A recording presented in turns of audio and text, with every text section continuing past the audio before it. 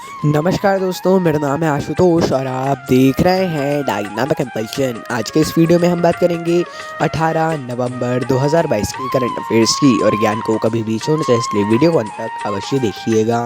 तो चलिए शुरू करते हैं सबसे पहली जानकारी के साथ। बाली में G20 शिखर सम्मेलन के समापन सत्र में भारत को G20 की अध्यक्षता सौंपी गई है। इंपॉर्टेंट क्वेश्चन है, देखिए इसको समझाते हैं। G20 हाल ही में जो शिखर सम्मेलन हुआ है, प्रधानमंत्री नरेंद्र मोदी जी वहाँ पर गए थे, बाली में गए थे, इंडोनेशिया में। इस बार इंडोनेशिया को 2022 में दी गई थी, अब 2023 में भारत इसकी अध्यक्षता करने वाला है। ये है यहाँ पे सौंपी गई है भारत को। भारत आधिकारिक तौर पर 1 दिसंबर 2022 से G20 की अध्यक्षता ग्रहण करेगा। बहुत ही ज़्यादा अच्छी बात है। इससे क्या होता है, बहुत से देश के जो एक तो अपन बहुत सी समिट्स का आयोजन करते हैं और बहुत से देशों का देश के जो लीडर्स होते हैं वो अपने देश में आते हैं, तो संबंध भी सुधरते हैं बहुत हद तक देश के, है ना। तो ये बहुत इससे फ़ायदे होते हैं। चलिए आगे बढ़ते हैं। नासा के नेक्स्ट जनरेशन के चंद्रमा रॉकेट आर्टेमिस ने फ्लोरिडा से अपनी पहली उड़ान भरी है। आर्टेमिस नाम याद रखिएगा। ये 32 मंजिला स्पेस लॉन्च सिस्टम रॉकेट ने कैनेडी स्पेस सेंटर से लॉन्च पैड से उड़ान भरी और इसका ओरियन कैप्सूल बिना अंतरिक्ष यात्री के चंद्रमा के चारों ओर 3 सप्ताह की परीक्षण यात्रा करके वापस आएगा, वापस आ जाएगा। ये एक बहुत ज़्यादा अच्छी बात है। अवश्य इसको सफल होना चाहिए। यदि ये सफल होता है तो हमें और भी ज़्यादा जानकारियाँ मिलेंगी, रिसर्च के लिए बहुत अच्छा होगा, है ना। तो चलिए आगे बढ़ते हैं, अगली जानकारी को देखते हैं। विदेश मंत्रालय, वाणिज्य और उद्योग मंत्रालय, शिक्षा मंत्रालय और कौशल विकास और उद्यमिता मंत्रालय ने संयुक्त रूप से पहली वर्चुअल ग्लोबल स्किल समिट का आयोजन किया। देखिए इसमें ऑस्ट्रेलिया, फ्रांस, जर्मनी सहित 10 देशों के भारत मिशनों का प्रतिनिधित्व करने वाले भारतीय राजदूत, उच्चायोग ने भाग लिया। बहुत ही ज़्यादा ये अच्छी बात है। एक इम्पॉर्टेंट क्वेश्चन है ये भी, एक साथ पहली बार ऐसा हुआ है। मंत्रालयों के नाम याद रखिए, विदेश मंत्रालय, वाणिज्य और उद्योग मंत्रालय, शिक्षा मंत्रालय और कौशल विकास और उद्यमिता मंत्रालय। इन्होंने संयुक्त रूप से, मतलब सबने मिलकर पहली वर्चुअल ग्लोबल स्किल समिट का आयोजन किया है। चलिए आगे बढ़ते हैं। Power system operation corporation limited POSOCO ने अपना नाम बदलकर grid controller of India limited कर दिया है। अब जो भी पुराने करंट अफेयर्स थे उसमें, या फिर कुछ भी हो, उसमें तो पहले पोसोको ही चलता था, माफ़ कीजिएगा, वो पोसोको है, यही चलता था। अब देखिए अब क्या करिएगा, नाम तो यही लिखिएगा, ग्रिड कंट्रोलर ऑफ इंडिया, पूर्व में पोसोको करके ऐसे लिखिएगा, है ना। तो ये जो ग्रिड कंट्रोलर इंडिया लिमिटेड है, ग्रिड इंडिया इसको बोला जाएगा। और ये राष्ट्रीय भार प्रेषण केंद्र और 5 क्षेत्रीय भार प्रेषणों केंद्रों को संचालित करता है, जो पहले कौन करता था, पोसोको करता था। अब इसका नाम ही बदला गया, बाकी सब सेम रहेगा, बाकी नया लोगो दिखाया जा रहा है। आइए आगे बढ़ते हैं।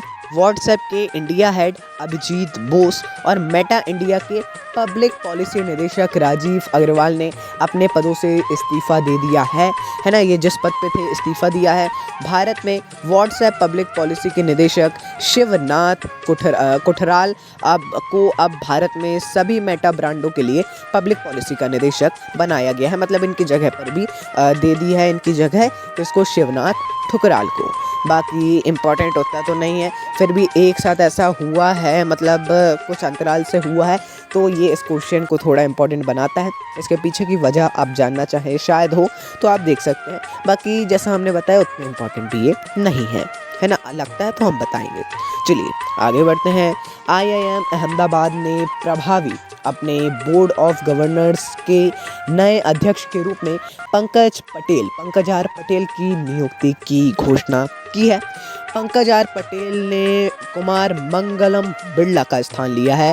पहले IIM अहमदाबाद के अध्यक्ष कुमार मंगलम बिरला थे, लेकिन 15 नवंबर को 4 साल का कार्यकाल इनका पूर्ण हुआ और अब इस स्थान पर पंकज पटेल की नियुक्ति की गई है। आइए आगे बढ़ते हैं। General electric general electric company है, इन्होंने अंतर्राष्ट्रीय अक्षय ऊर्जा एजेंसी के साथ एक रूपरेखा समझौते पर हस्ताक्षर किए हैं। ये एक ऐसी योजना पर सहयोग करेगा जो जलवायु संकट से लड़ने में मदद करेगी और ऊर्जा सुरक्षा प्रदान करेगी। देखिए, एक है अंतर्राष्ट्रीय अक्षय ऊर्जा एजेंसी और एक जैसे हमने बताया जनरल एनर्जी कंपनी है ना। चलिए, ये एक इम्पॉर्टेंट क्वेश्चन है, ध्यान रखिएगा। इसका जलवायु संकट से लड़ने में पर्यावरण के क्षेत्र में ही इसका योगदान रहेगा और पूरी रूपरेखा देखने की आवश्यकता नहीं मैं बोलूँगा, लेकिन देख लेंगे तो अच्छा रहेगा। हालांकि वो इतनी आसानी से मिलेगी भी नहीं, ऐसा मुझे लगता है। आइए आगे बढ़ते हैं। अंतर्राष्ट्रीय वित्तीय सेवा केंद्र प्राधिकरण IFSCA और RBI ने एक समझौता किया है। इस पर अपने संबंधित अधिकार क्षेत्र में विनियमित संस्थानों के विनियमन और पर्यवेक्षण में सहयोग के लिए हस्ताक्षर किए गए हैं। देखिए, सीधी सी बात है, नियम वगैरह जो बैंक्स हैं RBI के अंडर में, जो बैंक्स हैं नेशनलाइज्ड और जो कोऑपरेटिव, हर बैंक जो है उसका सही ढंग से पर्यवेक्षण हो, नियम का पालन करे, इसके लिए ये समझौता किया गया है। अच्छी बात है ये भी। हालांकि देखिए, इम्पोर्टेंट तो है, बाकी हाँ और पढ़ लीजिएगा तो और ज़्यादा अच्छी बात हो जाएगी। चलिए अगली जानकारी, जलवायु परिवर्तन प्रदर्शन सूचकांक 2023 में भारत 2 पायदान ऊपर आया है, 8वें स्थान पर पहुंच गया है। 2020 में भारत 10वें स्थान पर था, जबकि 2022 और 2021 में 10वें स्थान पर लगातार था, जबकि 2020 में 9वें स्थान पर था। तो अब 8वें में आया है, बहुत ही ज़्यादा अच्छी बात है। यहीं डेनमार्क और स्वीडन ने सूचकांक में शीर्ष स्थान हासिल किया है। चलिए तो दोस्तों, ये थी अंतिम जानकारी। कुछ भी कंफ्यूजन हो किसी भी टॉपिक, किसी भी कॉन्सेप्ट, किसी भी चीज़ से रिलेटेड, कमेंट सेक्शन में पूछिएगा, है ना। मिलते हैं अपन अगले वीडियो में नई जानकारी के साथ। नमस्कार। Dynamic impulsion.